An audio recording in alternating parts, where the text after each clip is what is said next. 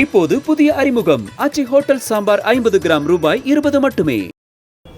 கேட்டா தமிழ்நாடு அப்படி இருக்கு இப்படி இருக்கு. கேட்டா வடக்கு தெற்கு எத்தனை நாளைக்கு அந்த இளவுல சாவறது?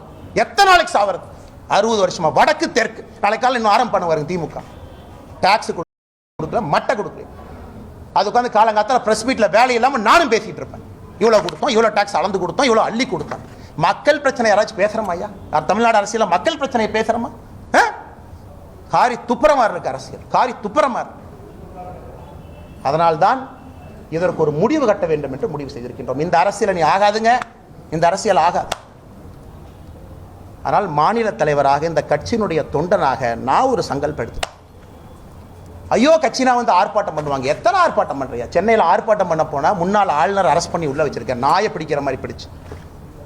மாநிலத்தினுடைய துணைத் தலைவர் கருணாகராஜன், எங்களுடைய சகோதரர், எத்தனை டைம் பாரதிய ஜனதா கட்சி எத்தனை டைம் அரெஸ்ட் பண்ணுவீங்க?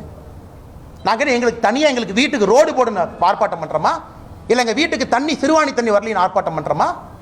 கைது பண்ணி நைட்டு 11:30 வரைக்கும் டாய்லெட் இல்லாத மண்டபத்தில் பார்த்து அடைச்சி வச்சு எத்தனை சித்திரவதை தொண்டாங்க பண்ணி அனுப்பிப்பாங்க.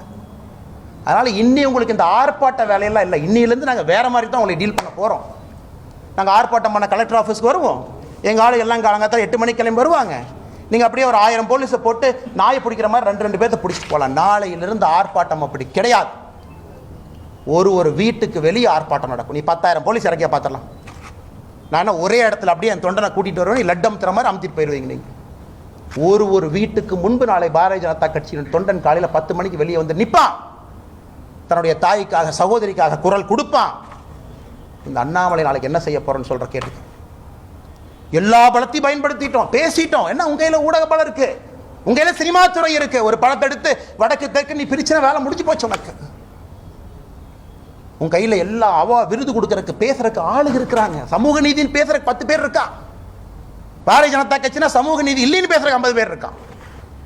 ஆனால் நாளை எனக்கு நானே சாட்டை அடி கொடுக்கக்கூடிய நிகழ்வை காலை 10 மணி என்னுடைய வீட்டுக்கு வெளியே நான் நடத்தப்போம். நான் எனக்கு முருகபெருமானுக்கு சூர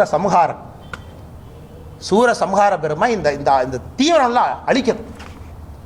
நாளை காலை 10 மணிக்கு மாநில தலைவராக என்னுடைய இல்லத்திற்கு வெளியே நான் நின்று சாட்டையால் என்னை 6 முறை நான் அடித்துக் கொள்ளப் போகின்றேன். சாட்டை என்னை அடிச்சுக்கிட்டோம். நாளையிலிருந்து திமுக என்கின்ற கட்சி தமிழகத்தில் ஆட்சியிலிருந்து அகற்றப்படும் வரை நான் செருப்பு போட மாட்டேன். செருப்பு போட மாட்டேன். இந்த அரசியல் நானும் 3 வருஷம் பண்ணி பார்த்துட்டேன். ஒரு முடிவு வரணும். இன்னைக்கு முடிவு வந்தே ஆகும்.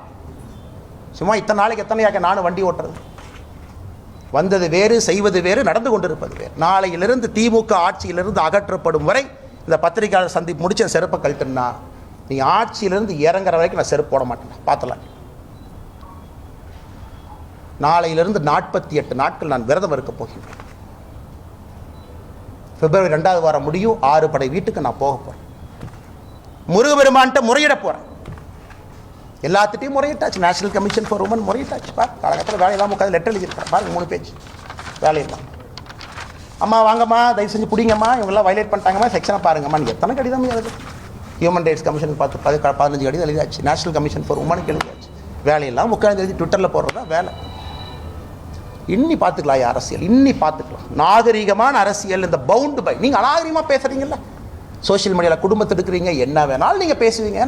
கேட்டால் அப்படியே கட்சி போறவைக்குள்ள ஒளிஞ்சுக்குவீங்க. நாளையிலிருந்து என்னுடைய அரசியலும் அப்படித்தான் இருக்கும்.